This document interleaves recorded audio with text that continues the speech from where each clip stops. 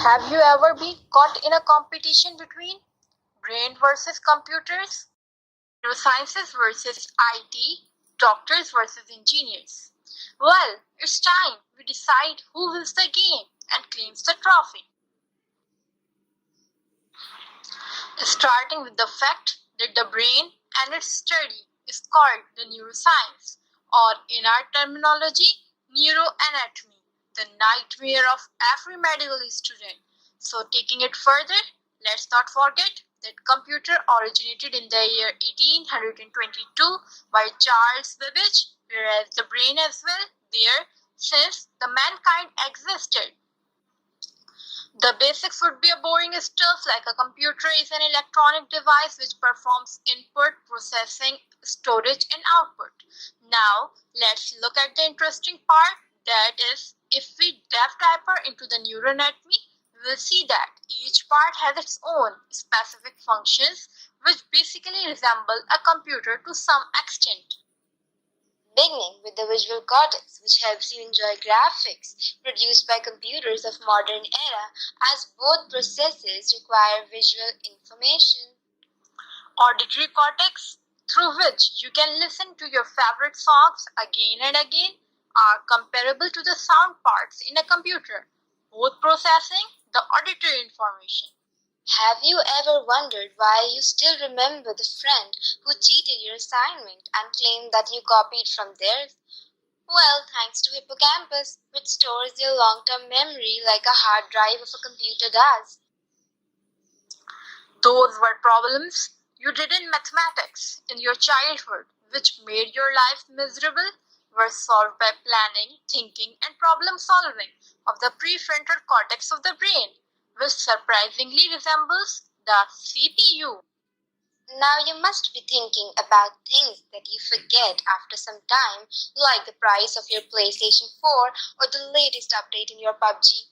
All this constitutes your short-term memory, which is like the RAM of a computer. Have you ever cried over a pinprick because it felt like a piercing pain? That's because your sensory cortex receives input from external environment, just like the mouse and keyboard of a computer. The essays that you write, the delicious cuisines you make, and the sketches you draw are all by the courtesy of motor cortex, which somehow is relatable to the monitor.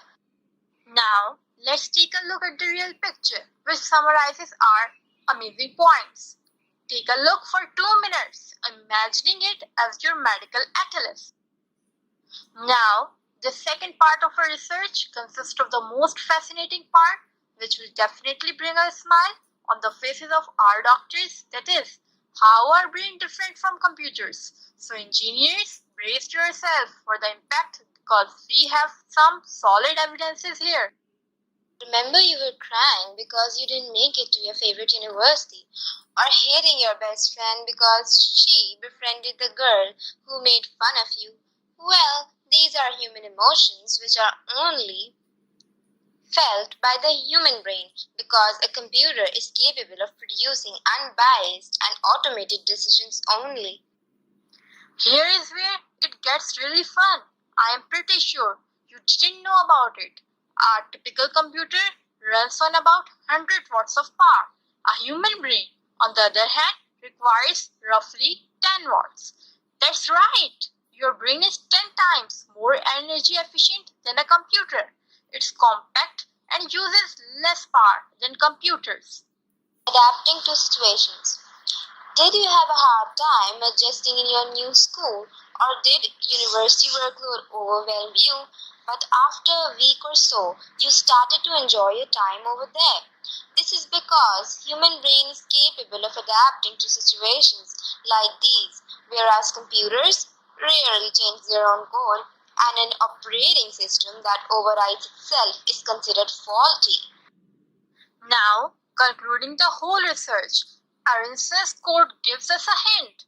Brain seems different from a computer in one important way. They can't be rewound or copied, Aronson.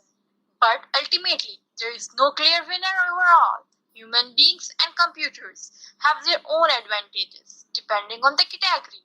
If you want precision and raw processing speed, a computer it's a clear choice. If you want creativity, energy efficiency, and prioritization, a human is your best bet. The good news is that we don't have to choose. It doesn't have to be a contest of humans against computers. We can work together and enjoy the best of both worlds.